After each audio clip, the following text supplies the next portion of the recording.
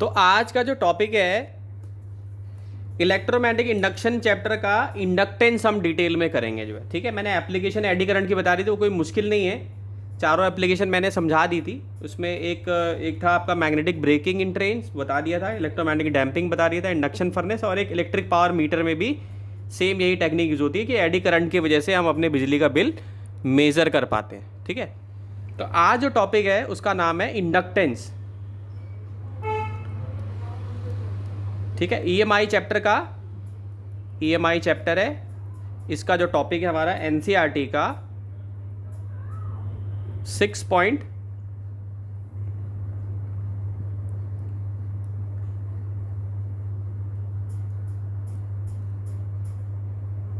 NCERT का topic है 6.9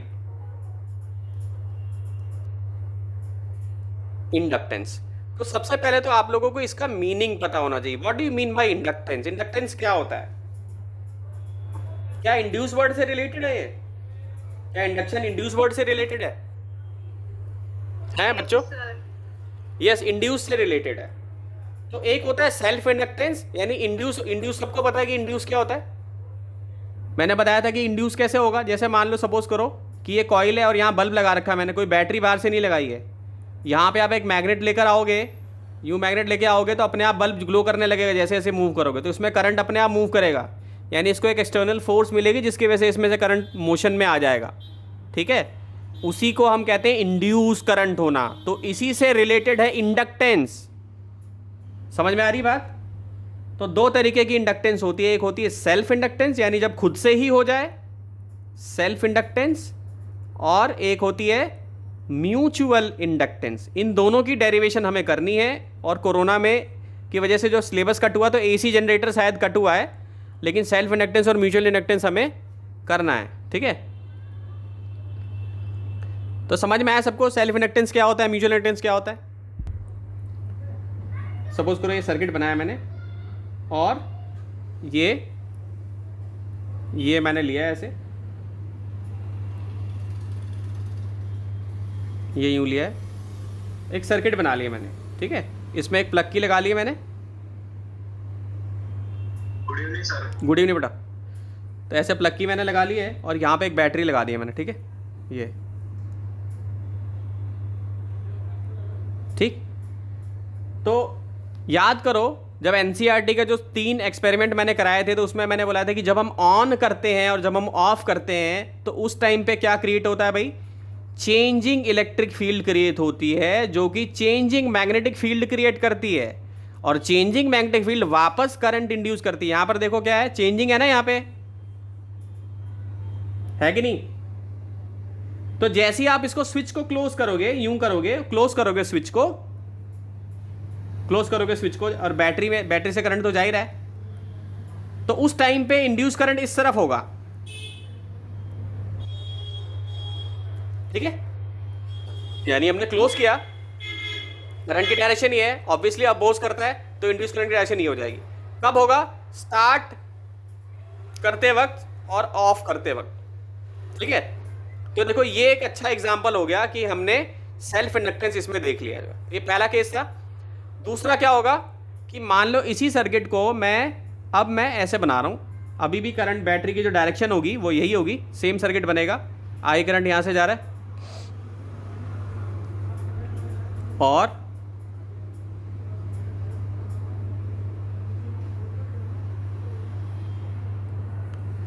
ठीक है, तो अभी क्लोज किया था, अभी हम ओपन कर देंगे इसको। तो ओपन जब आप करोगे तो इंड्यूस करंट की डायरेक्शन यूं हो जाएगी, इसमें चेंज हो जाएगी। ये ऐसा क्यों हो रहा है? Because of the magnetic field जो चेंज हो रही है उसकी वजह से हो रहा है, इंड्यूस करंट की डायरेक्शन ये हो जाएगी। तो ये एक बहुत अच्छा एग्जाम्पल है सेल्फ इंडक्टेंस का। ठीक है, तो ये समझ में आ गया होगा आप लोगों की सेल्फ इंडक्टेंस होता क्या है। ठीक है, सेल्फ इंडक्टेंस क्या होता है? आपको एक सर्किट दे दिया गया, उसमें आपको पता चल गया इंड्यूस करंट की डायरेक्शन कब इधर हो रही है, कब इधर हो रही है। ठीक, अब इसकी डेफिनेशन पे आते हैं कि इट इज़ अ फिनोमिना। ये डेफिनेशन 1 नंबर की आएगी बोर्ड में लिखने के लिए आपको। सेल्फ इंडक्शन लिख ले सब बच्चे, आप इसको लिखें। Self induction is the phenomena of production. Sir किसकी डेफिनेशन है ये? सेल्फ इंडक्शन की है बेटा, ये सेल्फ इंडक्शन की डेफिनेशन है। Self induction is the phenomena of product of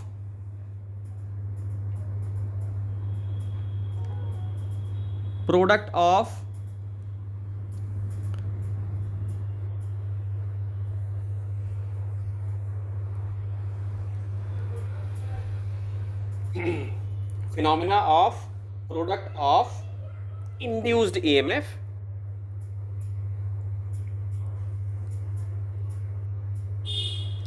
in a coil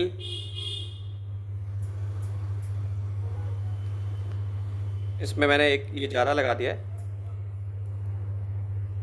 in a coil when a changing current passes through it.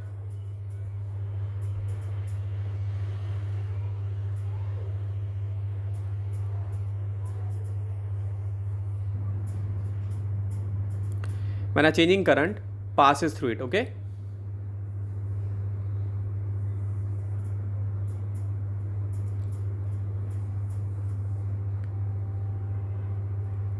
तो अब बहुत बच्चों के सवाल आ रहा होगा मन में कि यहाँ चेंजिंग करंट कब मिल गया हमें, यहाँ तो बैटरी लगी है, बैटरी तो कांस्टेंट सोर्स देती है।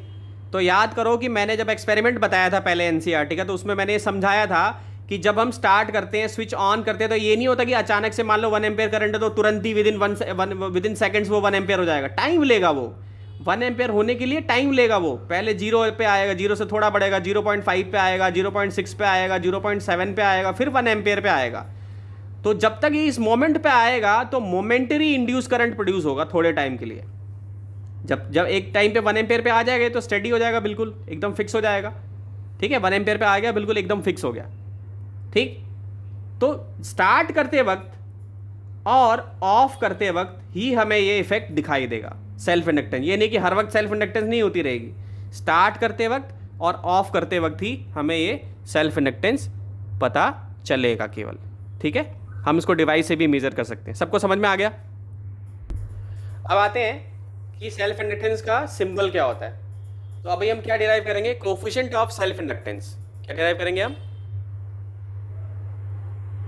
Coefficient of self inductance. ठीक है,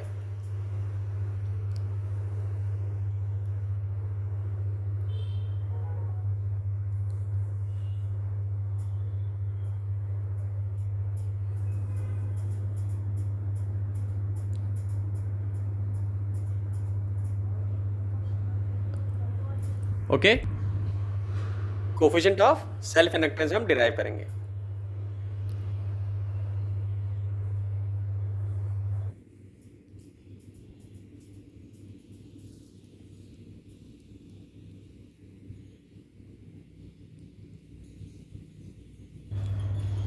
तो मान लो at any instant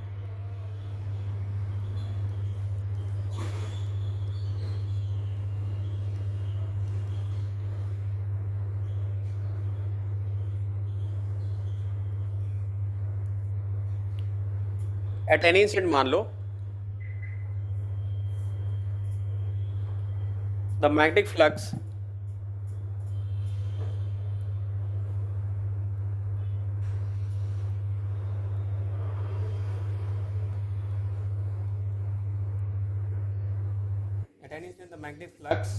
phi linked with a coil is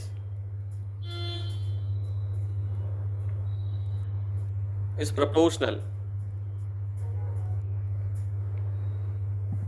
to the current I.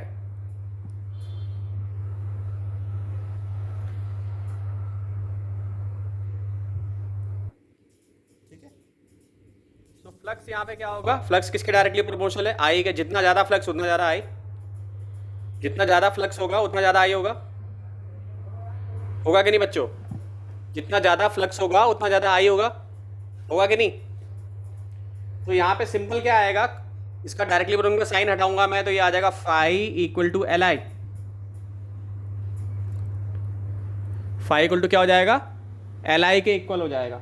ठीक है, जिसमें एल जो है ना, ठीक, ये कांस्टेंट है,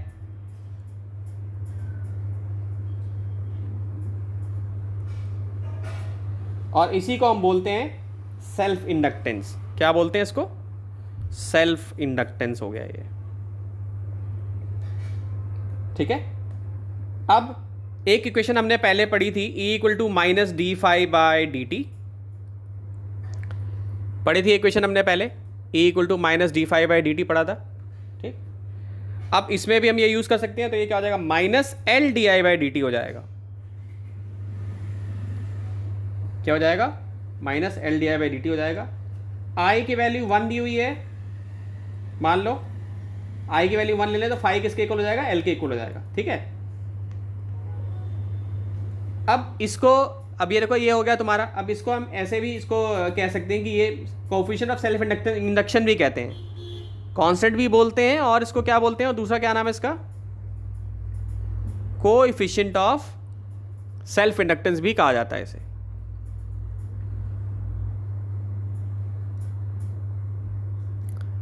ऑफ सेल्फ इंडक्टेंस भी हो जाएगा,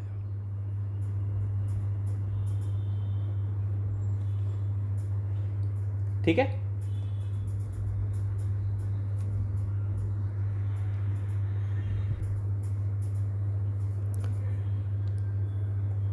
अब आते हैं कि सेल्फ इंडक्टेंस को हम कैसे डिफाइन कर सकते हैं, और उसकी डेफिनेशन हम क्या देंगे।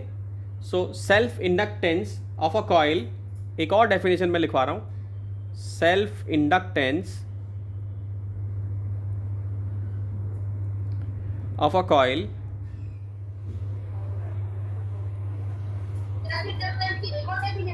हाँ, एक और डेफिनेशन है, ये भी लिख सकते हो, जो तुम लोग को याद हो जाए वो इजीली लिख सकते हो। एक से ज़्यादा डेफिनेशन पता होनी चाहिए तो अच्छा रहता है। So self inductance of a coil may be defined as the induced EMF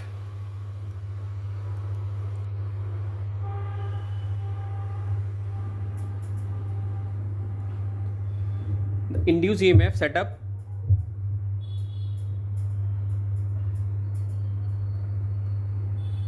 in the coil due to a unit rate of change of current, unit rate of change of current, ठीक है।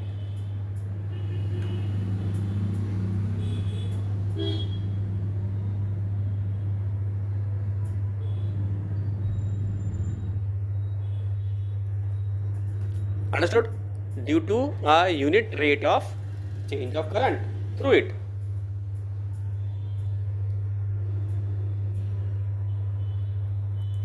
Unit क्या होती है, इसकी unit निकालते हैं। तो unit होती है, जैसे L इक्वल टू क्या होता था तुम्हारा, इसको ऐसे लिख सकता हूँ, E D I by D T लिख सकता हूँ ऐसे, ठीक। तो इसको ऐसे ही रहने दूंगा मैं। ये क्या हो जाएगा, इसकी यूनिट क्या हो जाएगी, 1 वोल्ट हो जाएगी। यूनिट भी एक नंबर में बोर्ड में आ सकता है, इसकी एम्पेयर होती है, इसकी सेकंड होती है। तो इसको ऐसे लिखता हूँ 1 एम्पेयर सेकंड इनवर्स लिख सकता हूँ। तो क्या आ जाएगा, ये 1 volt second ampere minus 1, 1 volt second ampere और माइनस 1। क्लियर है? तो ये इसकी यूनिट आ जाएगी। लिख लिया सबने?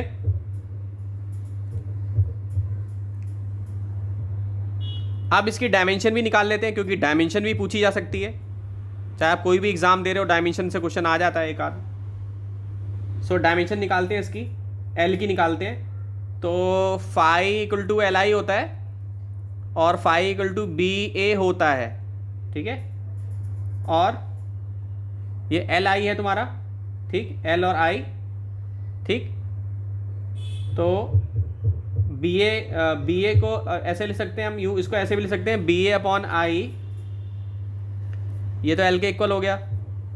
और इसको ऐसे भी लिख सकते हैं, क्योंकि फोर्स किसके इक्वल था, Q V B sine theta, force इसके इक्वल था, Q V B sine theta, okay, इसके इक्वल था ना। तो बी ए अपॉन आई आ गया, ये phi equal to L I हो गया ये, ठीक। तो इसको मैं यहाँ पे बी ए की जगह पे, यानी जो बी और ए ऐसे भी लिख सकता हूँ, एफ ए और यहाँ पे Q we sine theta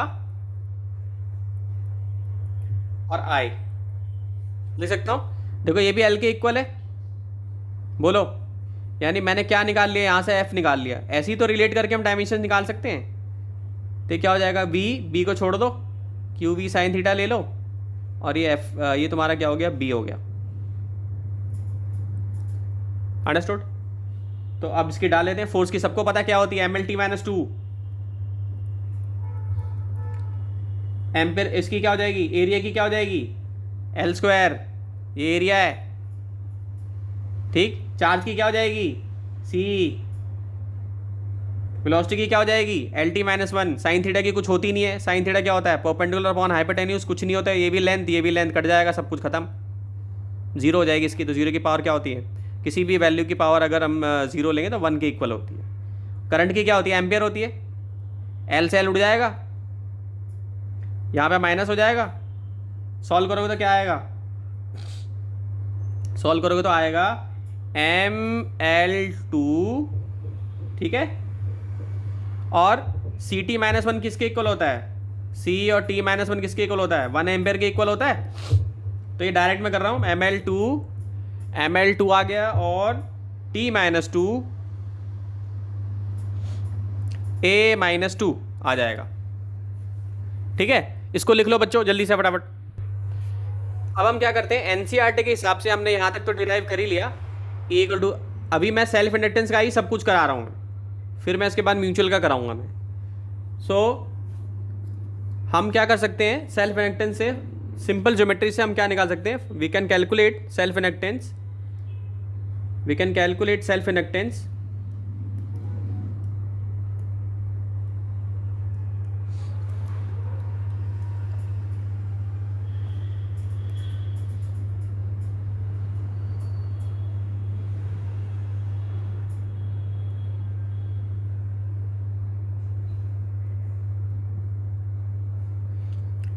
of some simple geometries.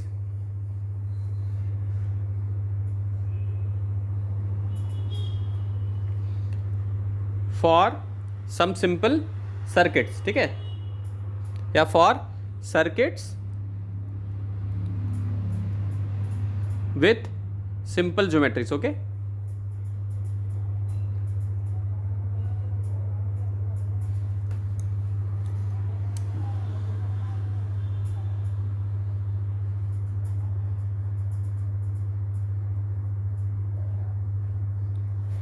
तो एनसीईआरटी में ये टॉपिक है और इस पर क्वेश्चन भी है जो कि बोर्ड में आया हुआ है।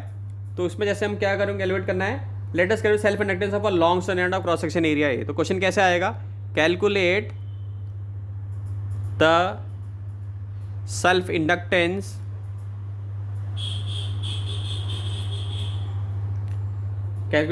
Inductance of a long solenoid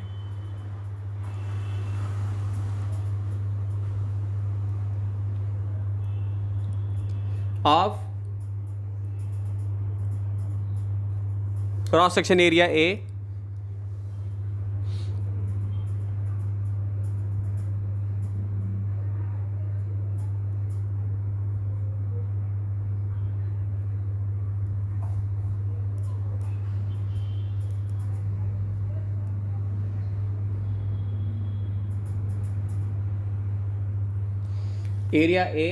and length L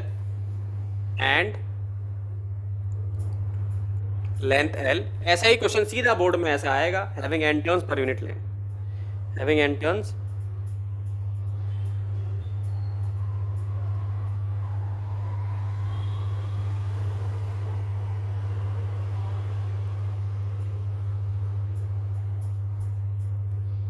per unit length, ठीक है। तो इसको कैसे निकालेंगे, तो हमें पता है कि जो सोलेनॉइड कैसा होता था बच्चों, यूं होता था सोलेनॉइड।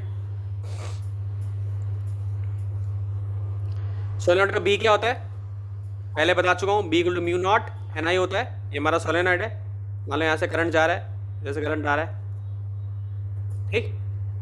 क्या लिख सकते हैं इसको, B equal to mu naught N I.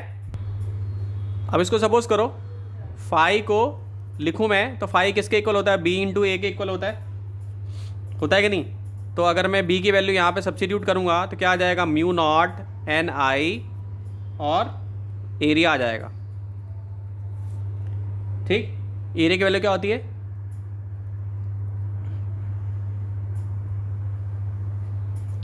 Pi are square, ठीक। तो अगर मैं पूरे मैग्नेटिक फ्लक्स को देखूँ, ये जो मैग्नेटिक फ्लक्स पूरा जो है यहाँ पे जो चेंज हो रहा है, यहाँ पे जो मैग्नेटिक फ्लक्स हो रहा है, ठीक। अगर पूरे मैग्नेटिक फ्लक्स को अगर मैं निकालूँ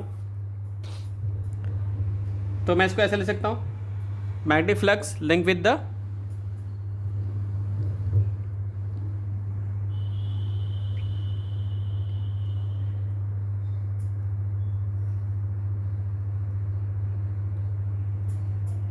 entire solenoid, link with the entire solenoid,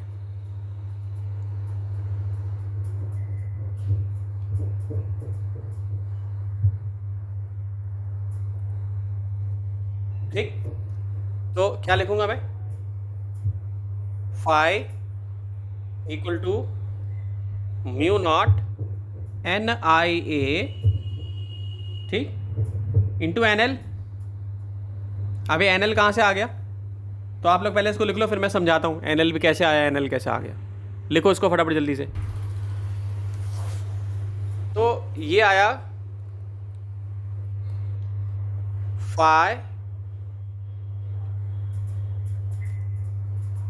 equal to flux link with each turn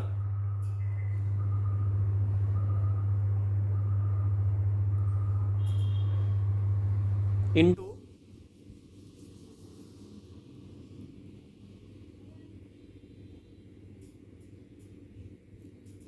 total number of turns,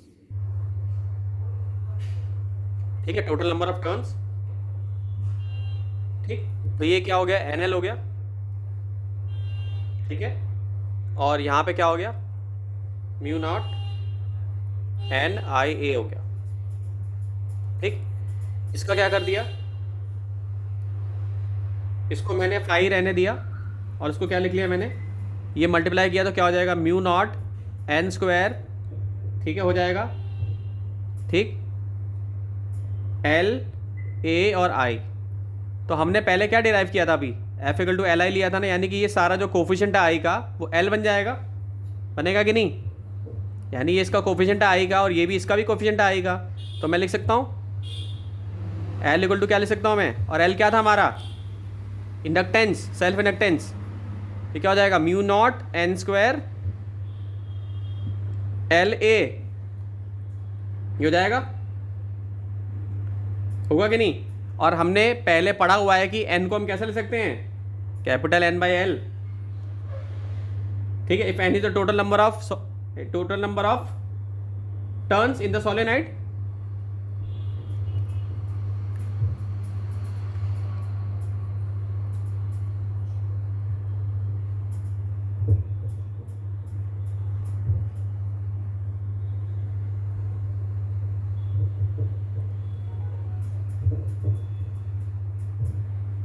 then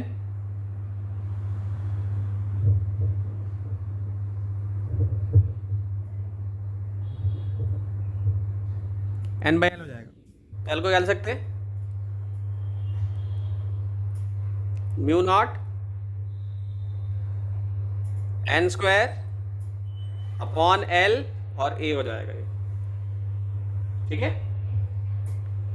अब इसको अगर मैं चाहूँ तो ऐसे भी लिख सकता हूँ मैं, इसमें अगर मान लो मुझे सपोज करो, अगर जो कॉइल है ये हमारा आ गया, एल आ गया हमारा डिराइव होके, ठीक है बच्चों। अब अगर मान लो कॉइल जो है वो किसी मटेरियल, कोई ऐसा मटेरियल हमने यूज़ किया जिसकी रिलेटिव परमेबिलिटी बहुत हाई है, जो रिलेटिव मैग्नेटिक परमेबिलिटी बहुत हाई है, जैसे सॉफ्ट आयरन यूज़ किया गया है, तो हम इसमें क्या कर देंगे, बस एल की जगह पे एल के साथ हम इसको म्यू आर और म्यू नॉट के साथ एडजस्ट करके मल्टीप्लाई कर देंगे इसको, और एन स्क्वायर एल ए लिख देंगे इसको,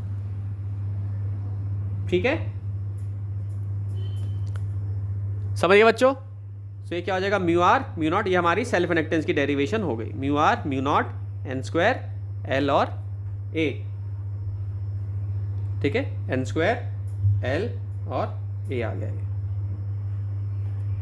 लास्ट में इस फॉर्मेट में लिख दिया है मैंने, या इसको ऐसे भी लिख सकते हैं, mu R mu naught N square by L और ए, या तो ऐसे लिख लो या ऐसे लिख लो, दोनों सेम ही बात है, ऐसे भी लिख सकते हैं ऐसे भी लिख सकते हैं। ठीक है, सबको समझ में आ गया होगा कि किन किन चीज़ों पे सेल्फ इंडक्टेंस डिपेंड करता है। एक तो ये हमें पता होना चाहिए, ठीक, कि किन किन चीज़ों पे सेल्फ इंडक्टेंस जो है वो डिपेंड करता है। सो इस पे क्वेश्चन आ सकता है, factors on which self inductance depend.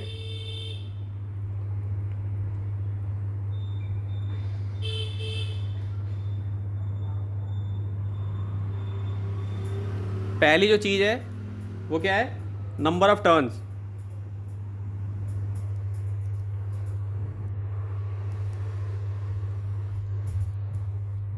Number of turns, ठीक है।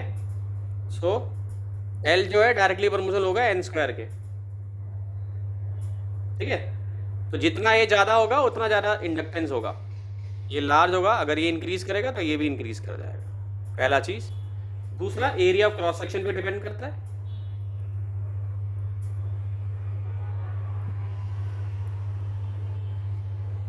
ठीक, जिसमें एल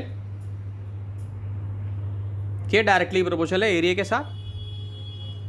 जितना ज़्यादा एरिया होगा उतना ज़्यादा एल होगा तुम्हारा, ठीक है। तीसरा, परमेबिलिटी, तीसरा permeability of the core material,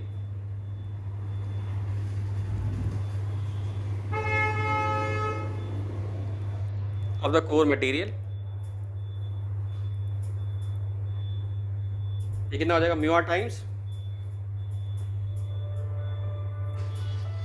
ठीक है।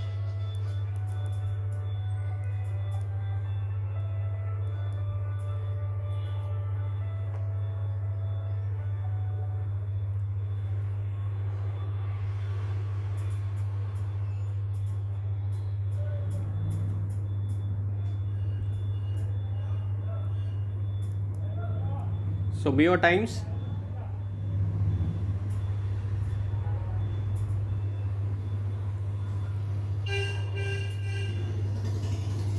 क्या, तो ये इसके साथ कनेक्टेड है। तो जी म्यू आर अगर जब बड़ा होगा तो एल भी बड़ा हो जाएगा, ठीक। अब इसमें एक सबसे इंपॉर्टेंट पार्ट है जो एनसीईआरटी में एक छोटी सी लाइन लिखी हुई है जो कि बहुत इंपॉर्टेंट है।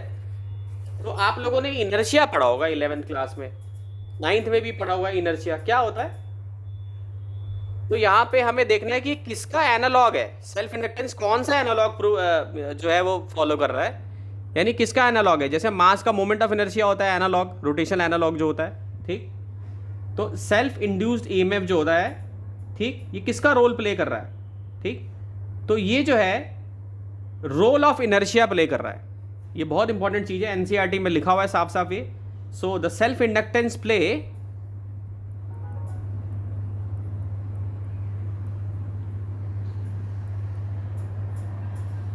द रोल ऑफ डैश, ऐसे आ जाएगा फिल इन द ब्लैंक्स।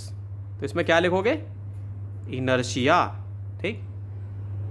और इसका दूसरा नाम क्या है, मान लो सेल्फ इंड्यूस्ड ईएमएफ है, सेल्फ इंडक्टेंस है, सेल्फ इंड्यूस्ड ईएमएफ है, इसका दूसरा नाम क्या हो सकता है, बैक ईएमएफ भी इसका दूसरा नाम है। इसका दूसरा नाम क्या है, बैक ईएमएफ, ठीक है। तो आपने पहले वाले डायग्राम में देखा था जब बैटरी यहां पर थी, ये बैटरी लगी हुई थी, ठीक, और यहाँ पे जब हमने जैसे इसको ऑन किया था तो ये इस तरफ डायरेक्शन हो गई थी, करंट की डायरेक्शन इधर थी, इंड्यूस ईएमएफ इसमें जा रहा था, ठीक, जा रहा था ना ऐसे। तो ये इसको इसीलिए इसको हम क्या बोलते हैं, बैक ईएमएफ, ठीक है। So it is the electromagnetic analogue of mass in mechanics, ठीक है। तो अगर हम वर्क करते हैं ना, तो अगर हम वर्क करते हैं तो ये वर्क जो है मैग्नेटिक पोटेंशियल एनर्जी की फॉर्म में स्टोर हो जाएगा। ये बहुत इंपॉर्टेंट है समझने वाला कि मैग्नेटिक पोटेंशियल एनर्जी की फॉर्म में कैसे स्टोर हो जाएगा, ठीक है। इसको लिख लो पहले। तो जो सेल्फ इंड्यूस ईएमएफ है, जो बैक ईएमएफ है, it is the electromagnetic analogue, ध्यान से लिखना सब लोग क्योंकि इससे क्वेश्चन आएगा और इसको हमें समझना भी है, समझाऊंगा भी, लिखवाऊंगा भी। सो इट इज, यानी इट इज कौन है इसमें, सेल्फ इंड्यूस ईएमएफ है। So it is the electromagnetic analogue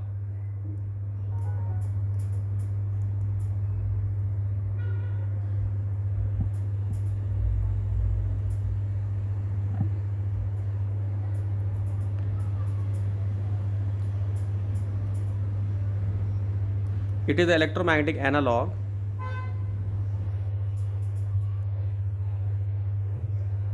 of mass in mechanics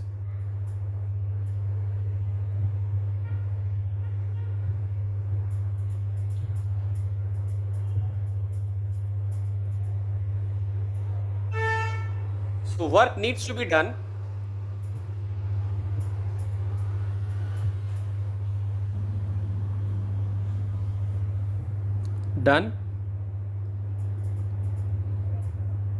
against the back EMF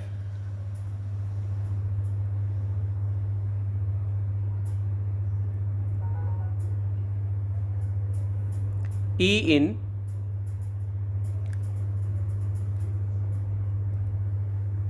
establishing the current.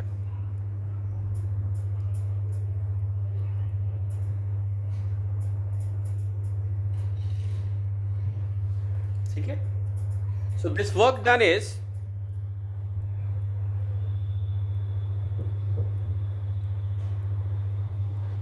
stored as magnetic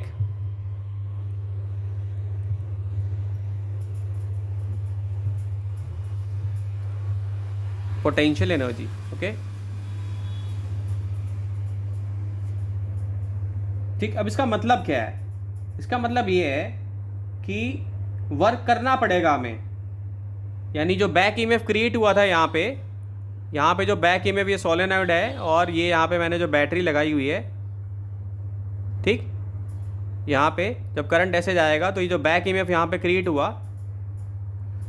इसके अगेंस्ट वर्क करना पड़ेगा हमें, और जो हम वर्क करेंगे वो वर्क इसके अंदर मैग्नेटिक पोटेंशियल एनर्जी के फॉर्म में स्टोर हो जाएगा.